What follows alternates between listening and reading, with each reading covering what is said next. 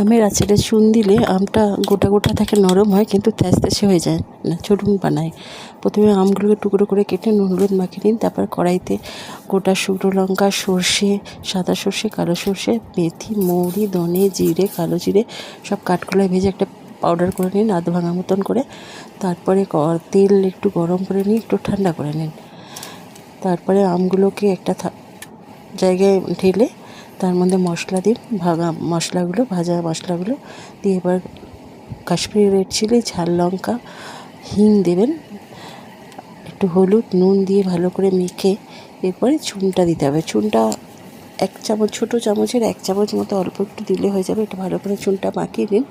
মাখিয়ে নিয়ে এইভাবে মাখিয়ে নিয়ে তারপরে তেলটা গরম তেল যেটা ঠান্ডা করে নিয়েছিলাম সেটাকে আবার ঢেলে মিশিয়ে দিলাম। এবার এটা 4 দিনের জন্য ঢাকা দিয়ে এক জায়গায় রেখে দিয়ে তারপর আবার জারের মধ্যে ভরে রোদ